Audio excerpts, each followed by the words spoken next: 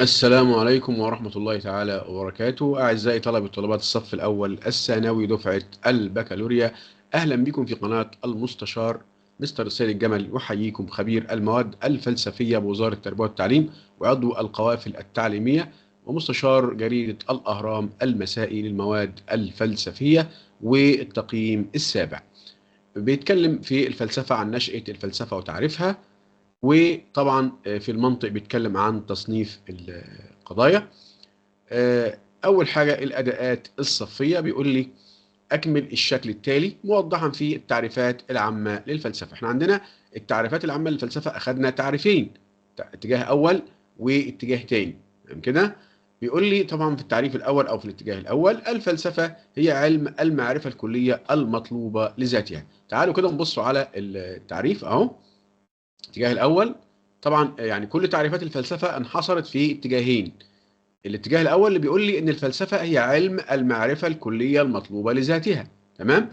علم المعرفة الكلية معناها إن الفلسفة دي أم العلوم، تبحث في شتى العلوم بطريقة كلية شاملة. تمام؟ بهدف المعرفة ذاتها، بهدف المعرفة ذاتها، بهدف الوصول إلى الحقيقة. يبقى يعني الكلام ده معناه إن الفلسفة علم العلوم تبحث في مشكلات كلية عامة زي مشكلة الحرية والشك واليقين، الحياة والموت وهكذا. تمام؟ نركز بقى في التعريف ده. بيقول لي الفلسفة علم كلي، هو شامل، بيساوي جامع، بيساوي ان الفلسفة ام العلوم او علم العلوم. كل الحاجات دي خلي بالك منها في الاختيارات. تمام كده؟ طيب الاتجاه الثاني بيقول لي الفلسفة وجهة نظر عقلية تجاه موقف معين في حياة الانسان. يبقى الاتجاه الثاني هنا بيعبر عن ان الفلسفة رؤية خاصة بكل فيلسوف. تمام كده؟ حسب وجهة نظره، حسب خبرته في الحياة. تمام كده؟ معاه أدلة وبراهين عقلية بيأكد بيها وجهة نظره. يبقى معنى كده إن الفلسفة وجهة نظر، أو بتتكون نتيجة خبراته بالأدلة والبراهين العقلية، وتؤثر في سلوكه اليومي بطريقة مباشرة أو غير مباشرة. واللي يركز كويس، الفلسفة هنا ليها طابع فردي. يبقى التعريف ده نستنتج منه ان الفلسفه ليها طابع فردي، بتختلف من فيلسوف للتاني. تمام؟ فردي بيساوي ذاتي، بيساوي نسبي، بيساوي متغير، بيساوي متباين، يعني مختلف. تمام كده؟ يبقى اذا ده التعريف الايه او الاتجاه الثاني في تعريف الفلسفه، ان هي وجهه نظر تجاه اي حاجه تخص الانسان. ماشي كده؟ او اي موقف معين يعني.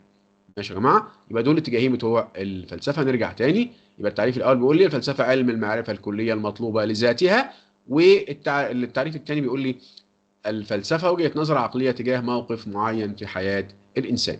يبقى ده التعريف الاول وده التعريف الثاني. تمام؟ طيب بيقول لي اكتب الفروق المميزه لنشأة الفلسفه في كل من الشرق القديم واليونان القديم. احنا عارفين ان احنا خدنا مقارنه ما بين نشأة الفلسفه في حضارات الشرق القديم اللي هي مصر والصين والهند وبلاد فارس، وعند قدماء اليونان بقى الحضاره ممثله في الحضاره الايه الغربيه. يبقى هنا الشرق القديم وهنا الغرب يعني، او ممثله فيها اليونان. تمام كده؟ يبقى طبعا الحضاره اليونانيه حضاره غربيه نشأت في اوروبا. تمام كده؟ طيب تعالوا نشوفوا المقارنة ما بين حضارات الشرق القديم وبلاد اليونان. المظاهر والسمات هنا طبعا في الشرق القديم هم أول من أقاموا الحضارات. يبقى بذرة الحضارات نشأت في الشرق القديم، خدنا الكلام ده في التاريخ. ماشي كده؟ تفوقوا في العلوم والفنون زي الرياضة والفلك والكيمياء والرسم والنحت طبعا وغيرها. الطريقة اللي هم كانوا بيفكروا بيها الجماعة بتوع الشرق القديم تفكير عملي، تفكير عملي. تمام كده؟ استخدموا التفكير العلمي المعتمد على الملاحظة والتجربة زائد التفكير الديني. يبقى تفكير عملي وتفكير ديني أو علمي وديني. تمام؟ اهتموا بالكون واهتموا بالخير والشر. مش كده؟ يبقى هنا في نلاحظ ان في نزعة دينية بجانب النزعة العملية أو العلمية. خلاص؟ طيب ايه الباعث من التفكير او الدافع اللي خلاهم يفكروا؟ اشباع اهداف دينية، هو التقرب من الكهنة أو الآلهة يعني، وأهداف عملية اللي هي تحقيق مطالب أو إشباع مطالب الحياة، عمل الحضارات. تمام كده؟ طيب أبرز حكماء الشرق القديم إخناتون في مصر، كونفوشيوس في الصين، زرادشت في بلاد فارس، وبوذا في الهند. طيب بالنسبة لبلاد اليونان أو الحضارة الغربية بقى اليونانية، ظهر الفكر الفلسفي التقليدي يعني الحقيقي في اليونان على يد طاليس. ماشي كده؟ وتوصلوا إلى قوانين تفسر الكون زي حركة النجوم. التفكير هنا بقى كان تفكير نظري، يبقى هنا كان عملي، هنا كان نظري. تمام؟ يعني استخدموا التأمل العقلي أو النظر العقلي، واهتموا برضه بالكون والخير والشر، نفس الاهتمامات اللي موجودة هنا. تمام؟ ولكن هنا بطريقة عقلية تأملية، إنما هنا بطريقة عملية مضاف إليها طابع ديني. إيه الدافع بقى أو الباعث؟ كشف الحقيقة لذاتها بدافع متعة البحث اللي هي بنسميها المتعة العقلية، مش بغرض بقى تحقيق أهداف دينية أو دنيوية أو أي حاجة تانية، لأ، ملهمش علاقة لا بالدين ولا بأهداف دنيوية. تمام؟ طيب أبرز الحكماء والفلاسفة هنا طبعا سقراط وأفلاطون وأرسطو. يقول لك تطورت الفلسفة حتى بلغت قمة النضج على يد سقراط وأفلاطون وأرسطو. أما الفلسفة النهاردة بقى فابتدت تبقى لها طابع عملي خاص بمشاكل الحياة، مواجهة مشاكل الحياة. وده الكلام ده اليوم، الفلسفة اليوم. تمام؟ وما سألنيش طبعا عن الفلسفة اليوم. نرجع تاني للتقييم. في المنطق بيقول لي صنف من خلال الرسم التالي القضايا التحليلية والتركيبية من حيث الواقع. طبعا تصنيف القضايا من حيث الواقع إلى قضية تحليلية تكرارية وقضية تركيبية أو تأليفية. تمام؟ عايز هنا تعريف ومعيار الصدق. تعالوا نشوفوا الفرق ما بين الاثنين. القضية التحليلية قضية تكرارية. يعني إيه تكرارية؟ يعني محمولها مستمد من الموضوع أو تكرار له، يعني تحصيل حاصل تحصيل حاصل. والقضية التحليلية دي أو التكرارية بنستخدمها في الرياضة والمنطق. طب إيه معيار الصدق؟ وده هو طالبه في السؤال. معيار الصدق داخلي ذاتي. يعني إيه داخلي ذاتي؟ يعني لو إن في اتساق بين الموضوع والمحمول تبقى القضية صادقة، والعكس يعني تكون صادقة في حالة اتساق طرفيها. إيه طرفيها؟ اللي هو الموضوع والمحمول. يعني في حالة عدم تناقض، كلمة اتساق يعني عدم تناقض طرفيها. لو ان الطرفين ماشيين مع بعض يبقى القضيه صادقه، والعكس. صدقها يقيني حتمي لانه ملوش علاقه بالواقع. تمام؟ لان هنا مش مرتبطه بالواقع. مثال اللوجين هي الفضه. لو بصينا كده المحمول ده ماشي مع الموضوع يبقى القضيه هنا صادقه. تمام؟ هنا 5 زائد 4 يساوي 9. تمام كده؟ يبقى هنا المحمول بتاعها مجرد تكرار لمين؟ تكرار للموضوع. يعني المحمول هنا 9 تكرار ل 5 زائد 4. تمام كده؟ يعني لو جبنا المحمول مكان الموضوع، الموضوع مكان المحمول، مش هيحصل حاجه او مش هيجرى حاجه. هي دي القضيه التحليليه او التكراريه. تمام؟ معيار الصدق فيها داخلي ذاتي. تمام كده؟ يعني بيعتمد على الاتساق بين الموضوع والمحمول. لو قلنا هنا 5 زائد 4 يساوي 8، هنا القضيه هتبقى كاذبه. تمام كده؟ ليه؟ لان المفروض ان هي بتساوي 9 مش بتساوي 8. يبقى معيار الصدق هنا داخلي ذاتي. هنا هتبقى طبعا لو قلنا 8 تبقى القضيه كاذبه. تمام؟ خلاص يا جماعه؟ امتى تبقى صادقه؟ لو ان في اتساق. امتى تبقى كاذبه؟ لو في تناقض.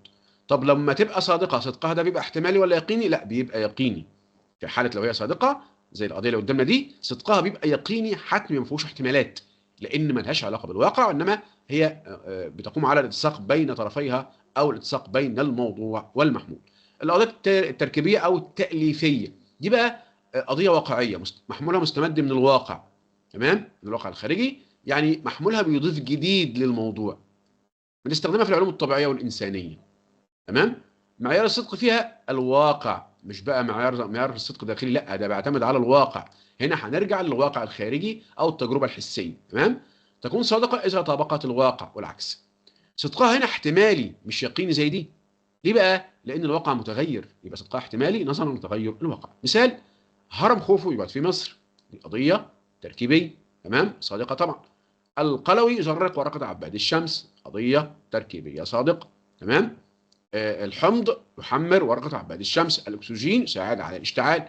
يبقى أي قضية علمية أو قضية إنسانية أو تاريخية تبقى قضية تركيبية على طول. خلاص كده؟ طيب هنرجع تاني للسؤال. بيقول لي قارن بين القضايا من حيث البسيط والمركب في نقاط موجزة. القضية البسيطة بتتكون من موضوع محمول، زي الفلاح نشيط. الفلاح موضوع ونشيط محمول. طبعا الرابطة هنا بتظهرش لأنها بتبقى مستترة في اللغة العربية. معناها يكون الفلاح يكون نشيط، ولكن ما نقدرش نقول يكون منعا من ركاكة اللغة. يعني ايه ركاكة اللغة؟ يعني منعا من ضعف اللغة. لو حطينا فيرب تو بي او فعل يكون هنا هيبقى اللغة ركيكة. تظهر بس في اللغات الأجنبية، فيرب تو بي وفيرب اتر. تو بي بالانجليزي واتر بالفرنساوي. القضايا المركبة. القضية المركبة تتكون من قضيتين بسيطتين. تمام؟ بيربطهما رابط قضوي. احنا خدنا طبعا الروابط القضوية زي السلب والفصل والعطف والشرط والتشارط. تمام؟ لو مثال اهو بصينا، محمد طبيب دي قضيه، الواو ده رابط قضوي عطف او وصل، احمد مهندس القضيه الثانيه. يبقى هنا دي اسمها قضيه مركبه من قضيتين بسيطتين. القضيه البسيطه الاولى محمد طبيب، القضيه البسيطه الثانيه احمد مهندس، ربطناهم بالرابط قضوي اللي هو العطف او الوصل وهو حرف الواو. مش كده؟ طيب، الادوات المنزليه، يقول بابلو بيكاسو لو كان هناك حقيقه واحده لما امكن رسم 100 لوحه عن الموضوع نفسه. يبقى هنا الحقائق متعدده بتعدد وجهات النظر واختلافات الفلاسفه. يجسد ذلك معنى الفلسفه باعتبارها ايه؟ طبعا باعتبارها وجهه نظر ايه؟ وجهه نظر عقليه. تمام؟ الفلسفه وجهه نظر عقليه بتختلف من فيلسوف الى ايه؟ لاخر. ولو بصينا كده في الاختيارات يا اولاد هنلاقي المعرفه مطلوبه لذاتها هي علم كلي، هي علم العلوم. تمام؟ نفس الايه؟ الاختيارات. يبقى هنا طبعا كل ده مستبعد، والاجابه الصحيحه وجهه نظر عقليه خالصه تختلف من شخص للتاني. من تعاليم زرادشت، زرادشت ده في بلاد فارس، ظهر في بلاد فارس. تمام كده؟ في حضارات الشرق القديم. فكر طيب، قول طيب، فعل طيب. هنا بيتكلم عن الاخلاق. تمام؟ والاخلاق طبعا كانت هي البذره اللي نشات في حضارات الشرق القديم. في ضوء العبارة السابقة أوضح نشأة الفلسفة في الشرق القديم. بدأ الفكر الفلسفي والأخلاقي في الشرق القديم لإشباع أهداف دينية وأهداف عملية، طبعا مطالب الحياة. الأدوات المنزلية أو الواجب في المنطق، كل رقم زوجي يقبل القسمة على اثنين. طبعا دي قضية رياضية اهي. تمام؟ يدل المثال السابق على قضية ايه؟ أكيد قضية تحليلية، طالما خاصة بالرياضة تبقى قضية تحليلية، معيار الصدق فيها داخلي ذاتي. تمام كده؟ وملهاش علاقة خالص بالواقع. تمام؟ تكرارية أو تحليلية. مش كده؟ لو بصينا هنا هنلاقي التركيبيه هي التاليفيه هي طبعا الواقعيه. ده اللي بمثال من عندك على كل من القضيه البسيطه والقضيه المركبه. ده تصنيف القضايا من حيث المنطق الى بسيطه ومركبه. القضيه البسيطه بتتكون من موضوع محمول، الزهره جميله. القضيه المركبه اما ان اذاكر او العب، دي قضيه مركبه برابط ايه بقى؟ ده اسمه رابط ايه؟ رابط الفصل، اما واو رابط الفصل. خلاص كده؟ يبقى اما ان اذاكر او العب، يبقى هنا رابط الفصل. عندي بدلين بنختار ما بينهم. التقييم الاسبوعي طبعا المجموعه الاولى. في الفلسفه يقول فريدريك شيلينج غايه الفلسفه ان تدرك وحده العالم. يعني ايه وحده العالم؟ يعني العالم ده حاجه واحده، يعني وحده كليه. فاهم كده؟ نستخلص مما سبق احد تعريفات الفلسفه باعتبارها علم كلي شامل. هينظر العالم على انه وحده كليه شامله. تمام؟ طيب ولو وصينا الاختيارات الثلاثه هنلاقيهم زي بعض. الفلسفة ليست جسدا جاهزا من المعرفة، بل هي نشاط عقلي ورغبة دائمة في المعرفة وبحث لا ينتهي عن الحقيقة. عقب رأيك في دور دراستك للمعنى اللغوي للفلسفة. طبعا المعنى اللغوي للفلسفة، محدش يقول لي اللغوي، لا، اسمها اللغوي بضم اللام، المعنى اللغوي نسبة إلى لغة. تمام كده؟ الفلسفة كلمة يونانية، فيلوسوفيا، فيلو بمعنى حب وصوفيا بمعنى حكمة. يبقى فيلوسوفيا بمعنى الحكمة، والحكمة هي معرفة عقلية تأملية راقية تدرك الوجود ككل وتواجه المشكلات وتحلها. تمام؟ طيب، بيقول لي في المنطق بقى ده، زوسر، طبعا الملك زوسر بنى هرم سقارة المدرج. يدلل ما سبق على قضية ايه؟ طبعا دي قضية واقعية تاريخية، قضية في التاريخ. طالما في التاريخ يبقى خاصة بالواقع، يبقى قضية ايه؟ قضية تركيبية، قضية تركيبية او قضية واقعية، واقعية. خلاص كده؟ لان طبعا تحليلية بتساوي تكرارية بتساوي رياضية. خلاص؟ خلاص. رقم اتنين، ميز مثال من عندك على كل من القضية التركيبية والقضية البسيطة. هنا جايب واحدة من حيث الواقع وواحدة من حيث المنطق. تمام؟ القضية التركيبية، خوفو بنى الهرم الأكبر. تمام؟ أو الأكسجين يساعد على الاشتعال. طيب القضية البسيطة، الطلاب مجتهدون، الموضوع محمول أهو، طلاب مجتهدون.